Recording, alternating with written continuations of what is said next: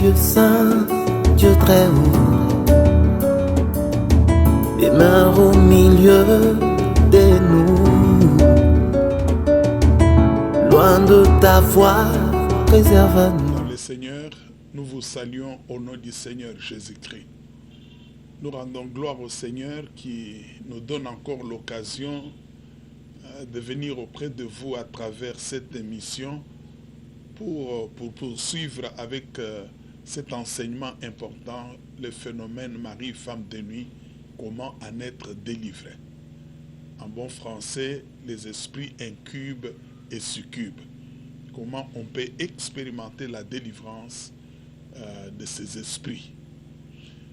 Lors des précédentes émissions, je vous avais expliqué tout d'abord ce que la Bible enseigne à propos de ces esprits. Et deuxièmement, j'avais présenté quelques éléments qui favorisent la situation de mari ou de femme de nuit dans la vie des gens. Si vous avez besoin de découvrir ces éléments, vous n'avez pas suivi les deux précédentes émissions, je vous demanderai de vous référer au YouTube précédent. Vous allez avoir ces messages et ça va vous permettre de compléter avec ce que nous allons donner aujourd'hui. Aujourd'hui, nous passons au 4e chapitre. Le 4e chapitre, c'est un chapitre qui nous permet d'aborder un point important, comment se manifestent les incubes ou les succubes. Comment se manifestent les maris ou les femmes de nuit. Comment ça se manifeste. Avant de lire, disons, avant d'étudier la manière dont ça se manifeste, je souhaiterais lire avec vous un texte de 2 Corinthiens. Si vous ouvrez vos Bibles dans la 2e épître de Paul, 2e épître de Paul aux Corinthiens, nous prenons les versets du chapitre 11, versets 14 à 15. 2 Corinthiens, chapitre 11, versets 14 à 15. Il est écrit ceci: et cela n'est pas étonnant, puisque Satan lui-même se déguise en ange de lumière. Il n'est donc pas étrange que ces ministres aussi se déguisent en ministres de justice. Leur fin sera selon leurs œuvres. Il n'est pas étonnant, puisque Satan lui-même se déguise en ange de lumière. Si Satan se déguise en ange de lumière, toute son organisation ne fait que suivre son exemple. L'organisation satanique a l'habitude de se déguiser aussi en ange de lumière, a l'habitude de prendre plusieurs formes. C'est comme ça qu'il y a des gens qui vivent parfois des phénomènes mari, femme de nuit et qui pensent qu'ils ont affaire aux êtres humains qu'ils ont connus, qu'ils ont aimés, qu'ils ont appréciés, ou même ils pensent qu'ils ont affaire au contact avec les anges de Dieu, ou que sais-je encore. Et ils se complaisent dans cette réalité. Alors qu'ils sont en contact avec les puissances des ténèbres, comme nous l'avions montré. Parce que nous avions expliqué que quant à ce qui concerne l'origine des incubes et succubes, les incubes et succubes, ce sont des esprits qui viennent de l'organisation satanique. On a parlé de leur origine. Et ça, c'est très important. Et lorsque vous vous retrouvez en contact avec ce genre d'esprit, vous croyez que vous avez affaire avec un ange de Dieu ou avec quelque chose de bien, vous y prenez plaisir. Vous ne savez pas, vous ne connaissez pas les conséquences de cela demain, le lendemain. Satan se déguise en ange de lumière, ses ministres aussi. Alors, pour revenir à notre message, je voulais vous dire, bien-aimés, que la plupart des actions des maris de nuit ou des femmes de nuit sont perceptibles. Vous pouvez réaliser que vous avez une situation de mari-femme de nuit. Mais il y en a d'autres qui ne sont pas perceptibles. Les gens ne savent pas qu'ils sont en contact avec des incubes ou des succubes. D'où ça demande bien sûr beaucoup de prières, ça demande que le Saint-Esprit intervienne pour nous éclairer. Ça exige aussi que quelqu'un suive la parole de Dieu, parce que le Seigneur a dit, vous connaîtrez la vérité et la vérité vous affranchira.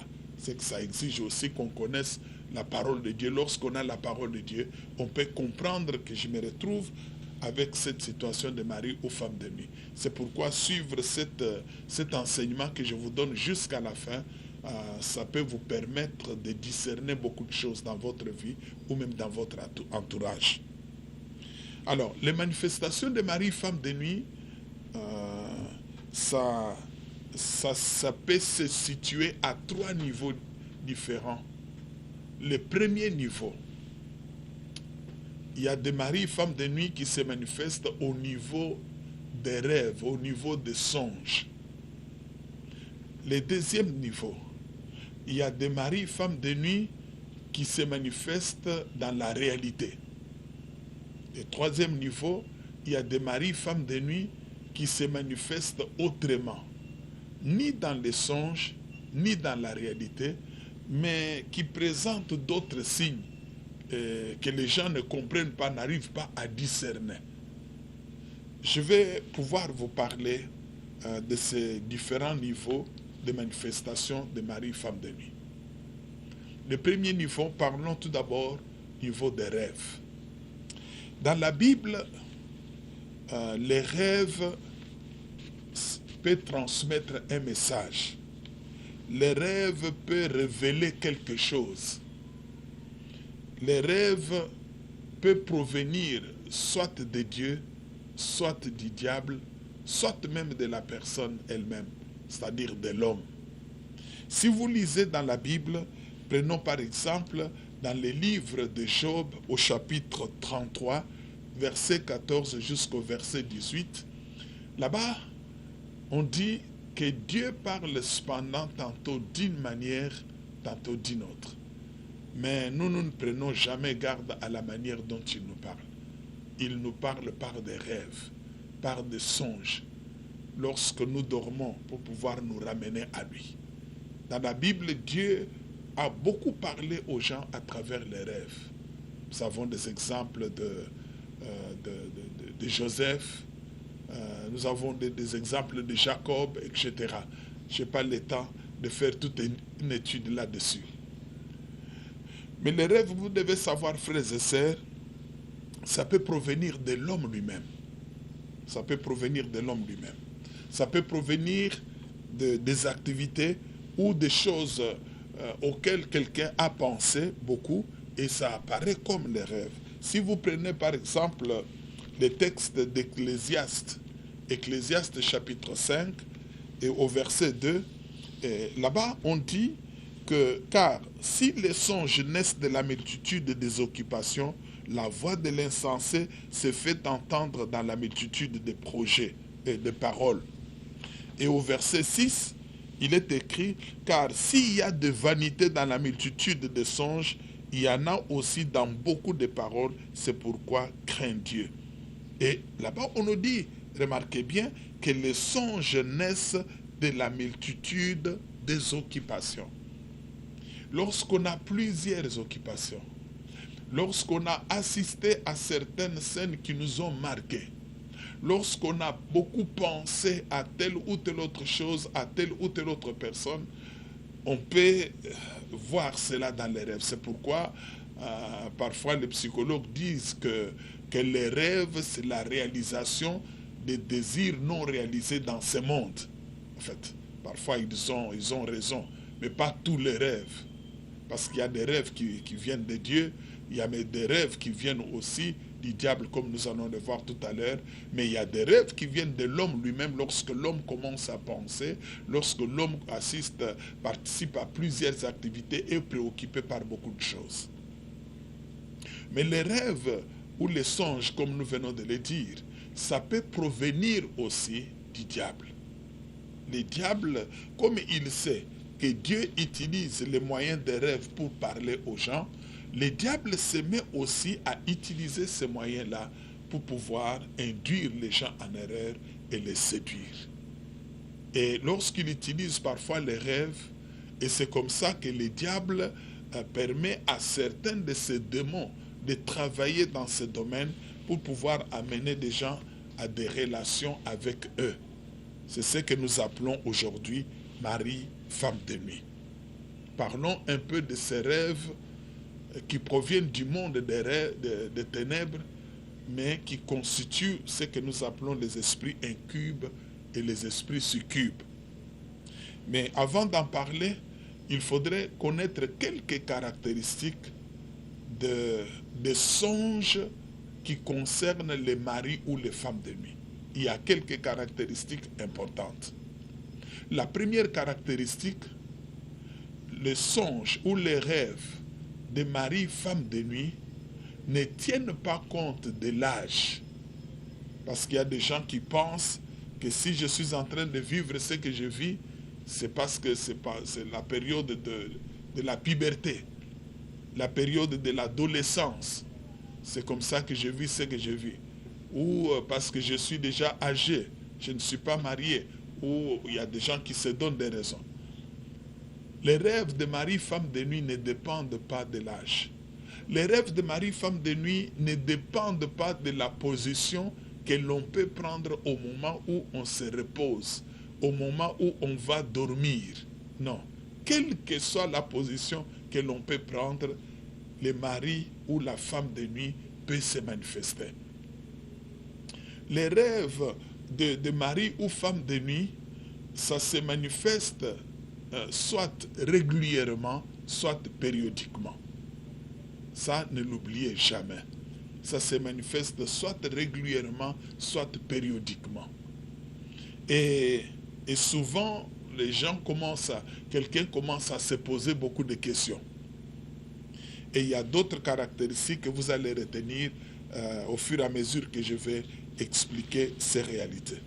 Bien aimé, ce que je suis en train de partager avec vous, vous ne les trouverez vraiment pas dans la Bible, mais ce sont des informations que nous avons reçues sur base de services de cure d'âme, sur base de services de délivrance que nous avons faites, sur base des expériences que les gens ont faites, et nous avons bien sûr consulté la parole de Dieu pour pouvoir comprendre ce qu'il y a, et c'est comme ça que nous avons essayé de donner des détails à cela pour que chacun puisse discerner dans sa vie si jamais ces choses ne se manifestent.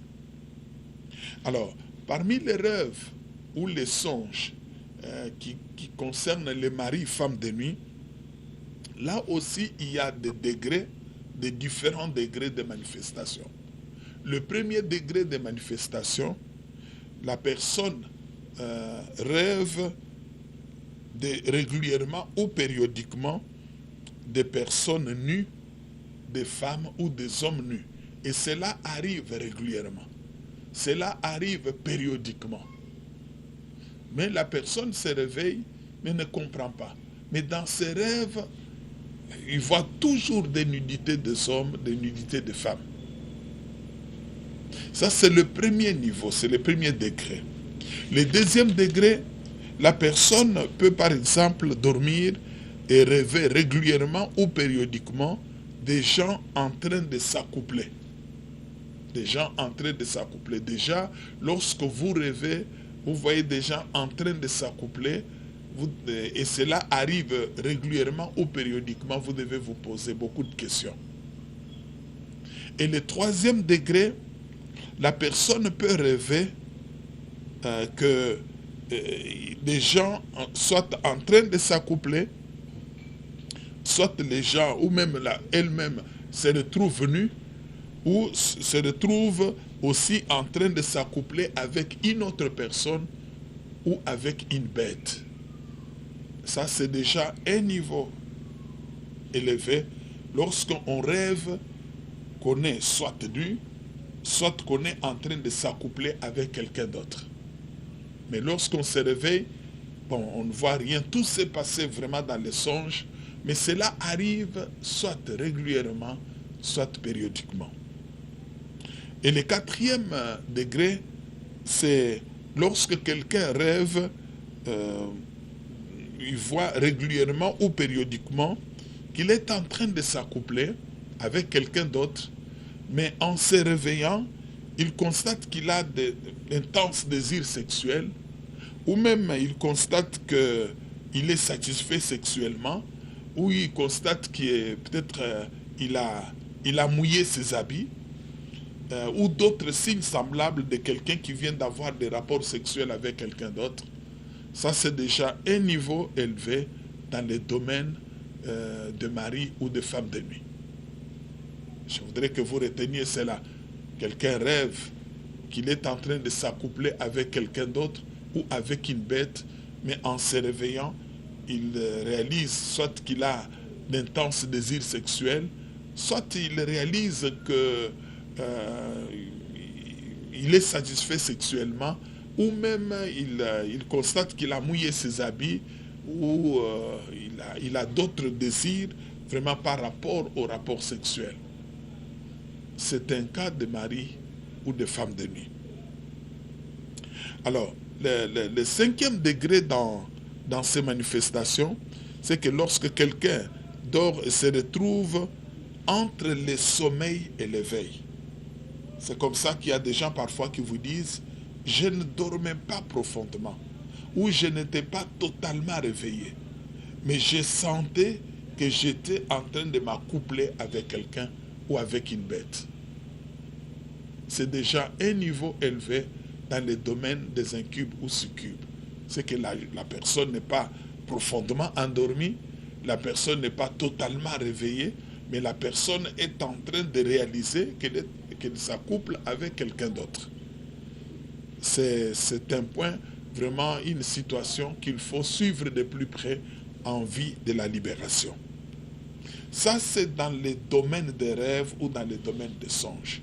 Mon frère, ma sœur, si vous vous retrouvez dans l'un de ces cas, essayez un peu de discerner, est-ce que cela arrive régulièrement, ça arrive périodiquement? Il ne faut pas seulement vous plonger dans ce que les gens disent, non, ça, il s'agit de pollution nocturne, ça n'a rien à voir avec ceci, ça n'a rien à voir avec cela. Il est vrai que la pollution nocturne existe lorsque le corps est en train de se développer, mais à un certain moment, ça va s'arrêter.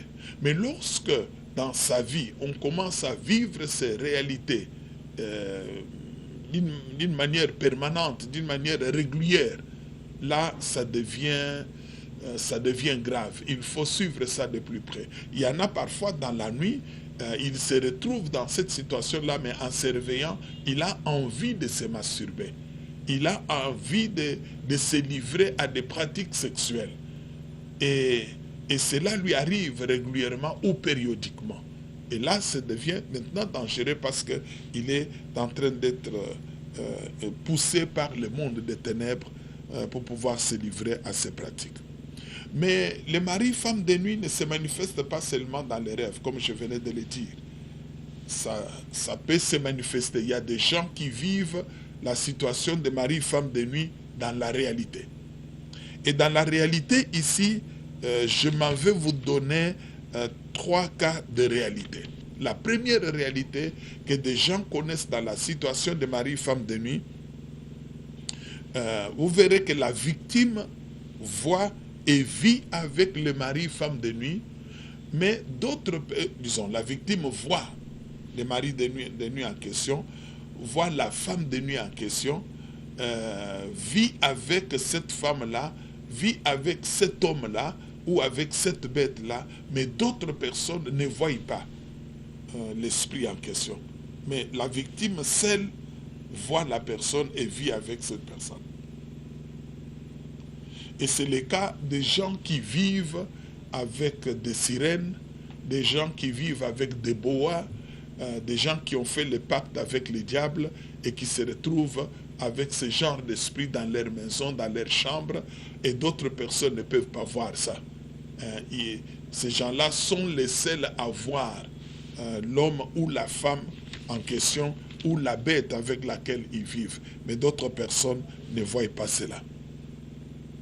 Alors, le deuxième niveau dans la réalité de mari ou femme de nuit, la victime voit et vit avec l'incube ou le succube au vu et au su de tout le monde. C'est-à-dire tout le monde peut aussi voir cela.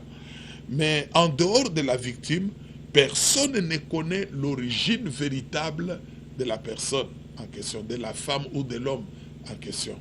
Bon, les gens supposent que c'est son copain, c'est sa copine, ils se sont rencontrés, ils ont étudié ensemble, ou ils travaillent ensemble, tout ça, tout ça.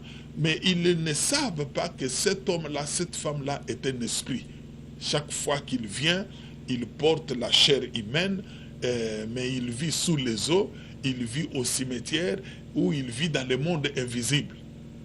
Mais la victime est consciente, bien sûr, que cette personne avec laquelle je vis, c'est une personne pas comme les autres, une personne qui provient de l'au-delà. Et je me souviens, il y a une maman pour qui nous avions prié. Son père vivait avec une femme de race blanche qui était connue de tout le monde dans cette contrée-là. Mais les gens ne savaient pas que cette femme de race blanche venait des eaux.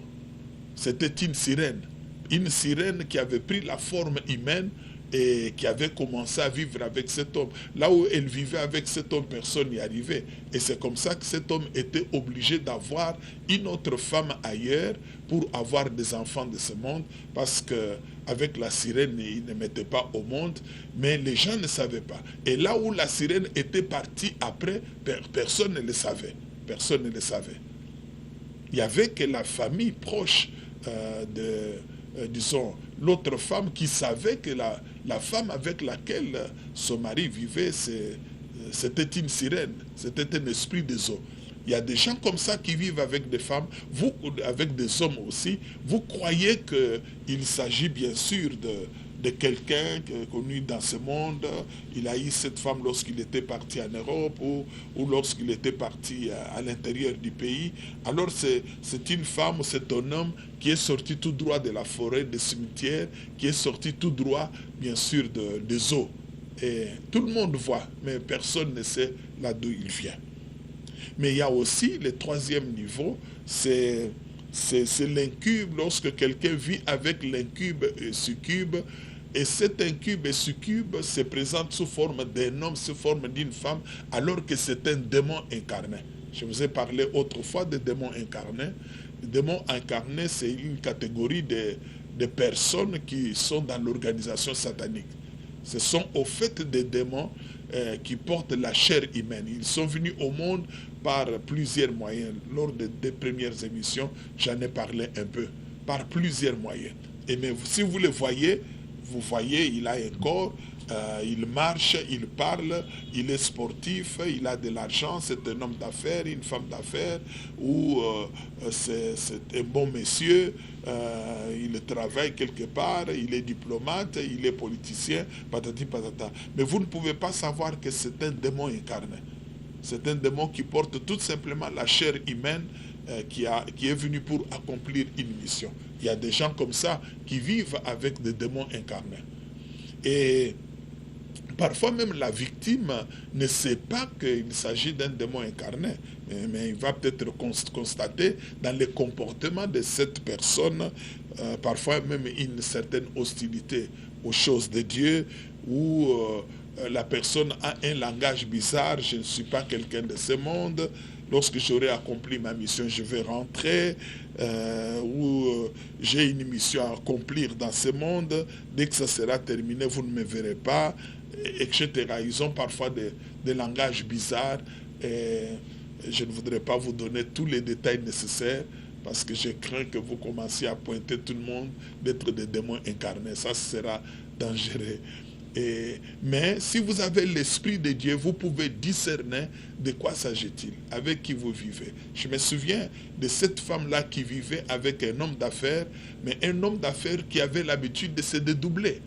Et parfois, pendant la nuit, il laissait son mari sur le lit en train de dormir, mais lorsqu'il sort dehors, il le trouve dehors en train de fumer la cigarette. Et lorsqu'il rentre là-bas, il lui pose la question dehors, mais comment tu es sorti? quand est-ce que tu es sauté? Je t'ai laissé là au lit, non? Et celui-là ne répond même pas. Lorsqu'il rentre en chambre, il le trouve au lit en train de ronfler. Et la femme me disait, mais pasteur, je ne comprends pas cet homme. C'est que lorsqu'on vit avec un démon incarné, on va constater quand même une attitude, un comportement bizarre. Parfois même pendant qu'on dort, vous vous apercevez que vous touchez en plein sommeil et celui qui est à côté de vous, ce n'est pas un être humain, soit c'est un serpent, soit c'est un poisson, ou c'est une bête, quelque chose d'autre. Ou même lorsque vous réveillez la nuit, vous avez tout fermé partout, vous vous réveillez la nuit et vous constatez que dans les lits, la personne n'y est pas, toutes les portes sont fermées. Et lorsque la personne réapparaîtra plus tard, et vous lui demandez d'où venez-vous, et il n'a pas d'explication claire à vous fournir. En fait, il y a des signes que vous pouvez constater qui peuvent vous amener que la personne à croire que la personne avec laquelle vous vivez, c'est pas du tout quelqu'un de ce monde, mais c'est quelqu'un. Mais cela aussi, cela peut être aussi vrai pour tous ceux-là qui ont fait des pactes avec le diable et qui ont atteint un niveau élevé dans ce genre de pratiques. Mais faites très attention, parce que vous pouvez croire avoir épousé un homme et une femme normale, mais vous vivez avec un démon incarné. Vous pouvez croire, par exemple, avoir un copain, une copine, avoir quelqu'un, des relations avec quelqu'un normal, mais vous avez affaire à un démon incarné, ce qui vous coûtera cher demain, le lendemain. Mais retenez aussi, frères et sœurs, les derniers niveaux de la manifestation de Marie, femme de nuit, c'est ce que nous avons parlé des autres manifestations. Ce sont des manifestations qu'on ne trouve pas dans la catégorie des rêves, qu'on ne trouve pas dans la catégorie des réalités, mais qu'on découvre à travers d'autres signes, parfois des signes bizarres. Et parmi ces signes-là, je vais les citer un peu en désordre. Il y a des gens, par exemple, qui ne se retrouvent enceintes que la nuit, ou qui se retrouvent en train d'accoucher tout simplement la nuit. Il y a des femmes comme ça. Et lorsqu'il est enceinte la nuit, et vous verrez même que sa forme physique a complètement changé. Mais dans la journée comme ça, il n'est pas enceinte. Ou lorsqu'il a accouché la nuit, dans la journée, vous voyez des formations au niveau de sa poitrine et tout ça, comme une femme qui a réellement accouché, mais dans la journée, il n'a pas d'enfant. Et ces enfants-là, ou cet enfant-là, est là seulement la nuit. Et il y en a même d'autres qui ont des familles la nuit, les familles nocturnes. Elle a un mari, elle a des enfants pendant la nuit. Il a une femme et des enfants pendant la nuit. Ça aussi, c'est la situation de Marie, femme de nuit. Il y a des gens qui entretiennent des enfants pendant la nuit, qui entretiennent des familles pendant la nuit. Il y en a même comme ça qui entretiennent des familles pendant la nuit, mais la journée, ils n'en ont pas. Ou la journée, ils en ont, mais les enfants qu'ils ont pendant la nuit, la femme qu'ils a pendant la nuit, ou l'homme qu'il a pendant la nuit, sont tout à fait différents de ceux-là qu'ils ont pendant la journée. Et d'autres manifestations, ça peut être les mariages nocturnes. Bien-aimés, faites attention aux mariages parfois qu'on contracte pendant la nuit, dans les rêves. Il y a des gens qui ont été mariés de cette manière-là, par le monde des ténèbres, par des sorciers, par des féticheurs, par des magiciens. On les a mariés soit à des démons, on les a mariés soit à d'autres sorciers, soit à d'autres occultistes. Et la personne ne sait pas qu'on l'a déjà marié. On l'a déjà marié. Et il y en a même parfois qui ont été épousés par des membres de leur famille. Mais la personne ne sait pas qu'on l'a épousé par un membre de famille. Ça peut être son père, sa mère, ça peut être son oncle, ça peut être. On a versé la dot. Sauf que lorsqu'il dormait, il a fait un drôle de rêve. Et dans ses rêves, il voyait qu'il était en train de se marier. Et au réveil, il a commencé à s'inquiéter, à se poser beaucoup de questions. Mais ça c'est quoi, ça c'est quoi? Mais il ne sait pas que sur le plan spirituel, cela a été acté.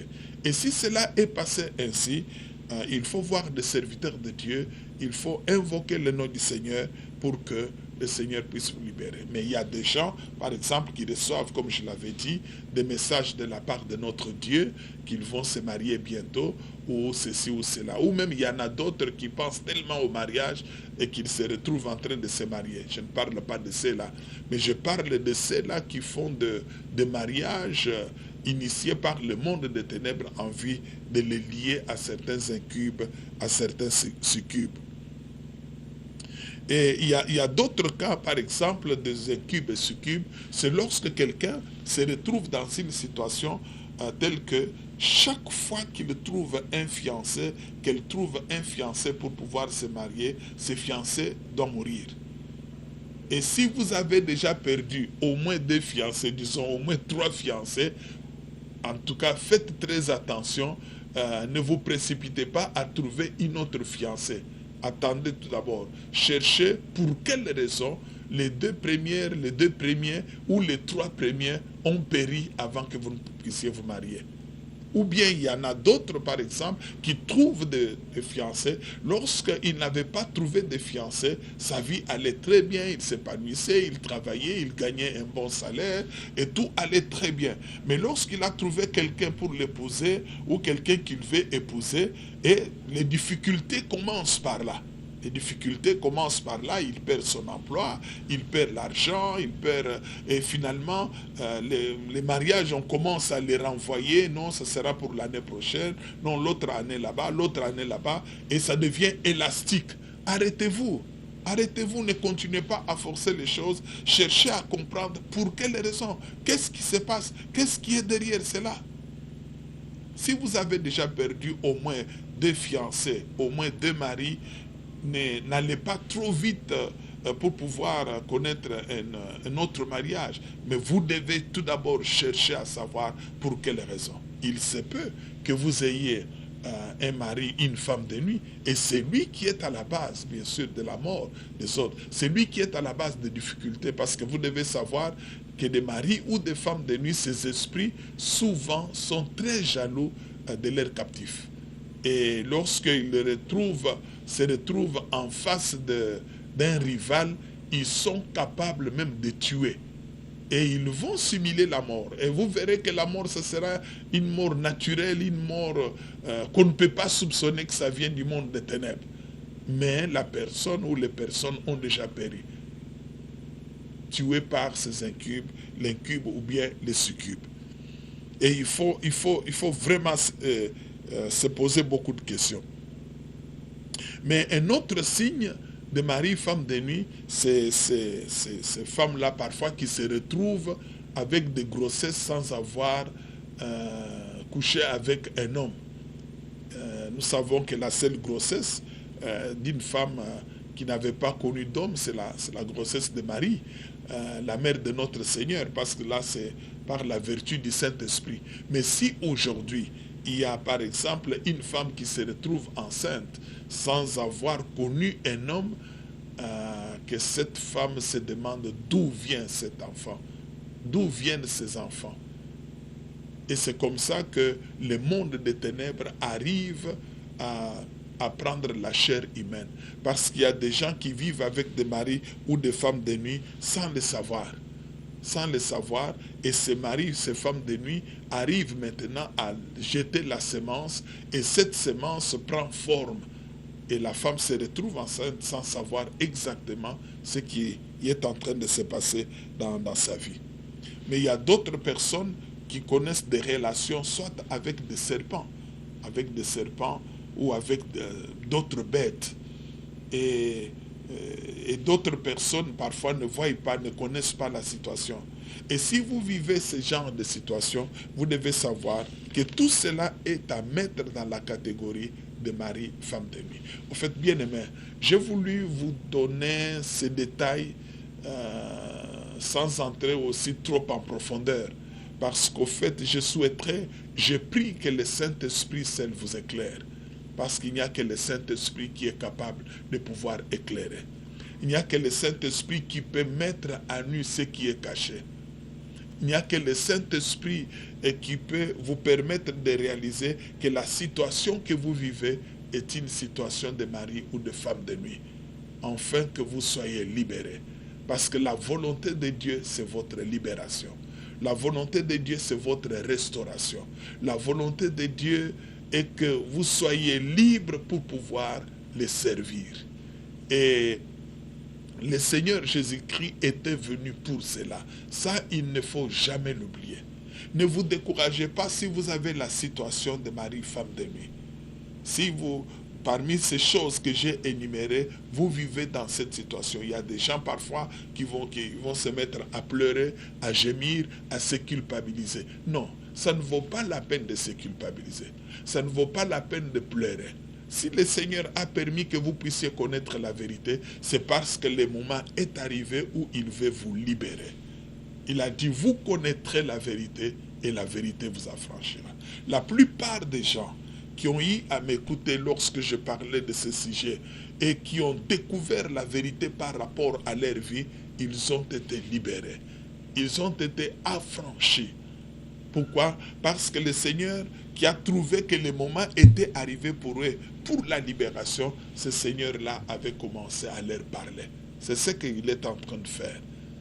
Il le fait à travers son serviteur que je suis, parce qu'il vous aime. Dans sa parole, il dit, je connais les projets que j'ai formulés sur vous. Ce sont des projets de paix et non de malheur, pour vous donner un avenir et de l'espérance. Dieu a un projet de paix, un projet de bonheur. Il veut vous donner un avenir, il veut vous donner de l'espérance. Il veut vous donner de l'épanouissement, il veut vous donner un vrai mariage.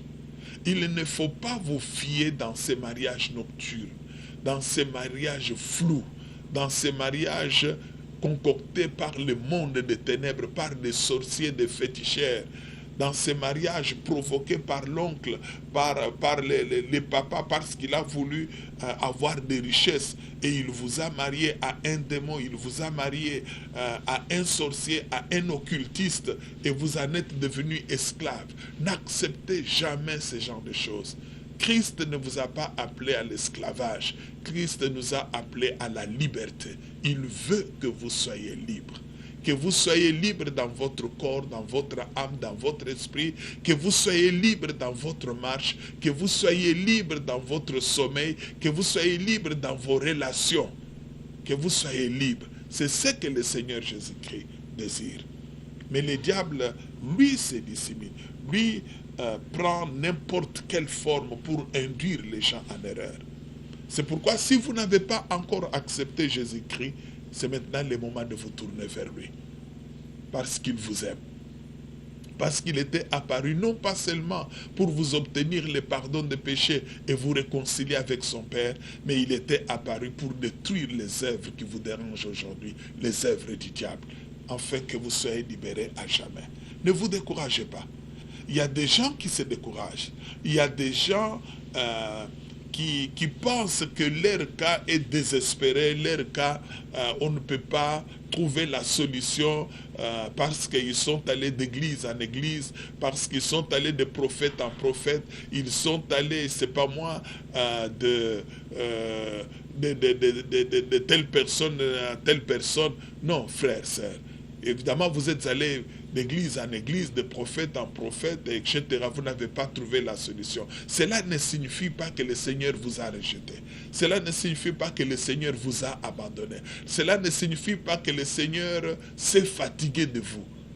Dieu dit dans sa parole, vous me chercherez et vous me trouverez. Si vous me cherchez de tout votre cœur, je me laisserai trouver par vous. Continuez à chercher le Seigneur. Tournez-vous vers lui. Pendant que je suis en train de vous parler, vous pouvez vous mettre à genoux et lui dire, Seigneur, tu m'as parlé. Cela me concerne. J'invoque ton nom, Jésus. Si ce que ton serviteur a dit est vrai, viens dans ma vie. Manifeste-toi. Libère-moi de cet esprit. Libère-moi de cet esclavage. Libère-moi. Et la Bible nous dit, quiconque invoquera le nom du Seigneur sera sauvé. Invoquer, c'est appeler au secours. Appelle-les au secours. Jésus n'a pas changé. Jésus reste le même hier, aujourd'hui et éternellement. Ce qu'il a fait hier, il le fait aujourd'hui. Il va le faire dans votre vie. Jésus n'est pas seulement là au ciel assis à la droite de son Père. Non, Jésus vit parmi nous. Il est au milieu de nous. Lorsqu'il a envoyé ses disciples, il leur a dit, allez, je suis avec vous jusqu'à la fin du monde. Allez. Il est avec moi. Maintenant que je suis en train de parler en ces lieux, de vous parler, il est avec vous, là où vous êtes. Il est avec vous. Il se tient à vos côtés. Il vous touche là où vous êtes. Il touche votre corps, votre âme, votre esprit. Quelque chose est en train de se passer parce que Jésus est là. Il vous touche. Il vous restaure. Il vous libère. Le diable, c'est un éternel vaincu. Les démons ont été vaincus. Ces esprits incubes et succubes ont été vaincus. Jésus vous touche. Jésus vous libère. Parce que vous avez dit prier à ses yeux. Invoque-les. Recherche-les. Attache-toi à lui. Il ne vous décevra jamais. Parfois, il peut permettre que ces choses-là durent. Que votre délivrance dure parce qu'il a des choses à vous apprendre. Parce qu'il agit de plusieurs manières, parce qu'il a des choses à vous apprendre, il veut vous façonner, tout ça. Mais vous ne devez pas vous décourager. Il vous aime, il se tient à côté de vous pour pouvoir vous affranchir. Et vous deviendrez libre à jamais. Je vais prier pour vous. Seigneur de gloire, merci parce que tu aimes mon frère, tu aimes ma soeur.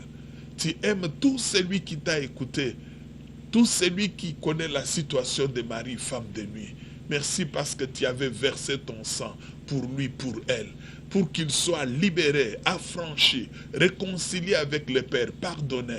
C'est pourquoi je réclame son affranchissement total. Je réclame son affranchissement.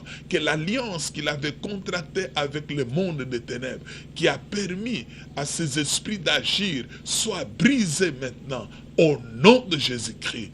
Que tout ce qui a été fait dans les pandémoniums pour pouvoir enchaîner sa vie et vivre sous l'esclavage, que tout cela soit annulé et détruit au nom de Jésus-Christ. Père, que ton esprit qui a parlé à tes enfants poursuive ce travail jusqu'à l'achèvement total. Merci de restaurer mon frère et de le guérir. Merci de restaurer ma sœur et de la franchir. Au nom du Seigneur Jésus-Christ, j'ai ainsi prié. Amen. Demeure au milieu de nous.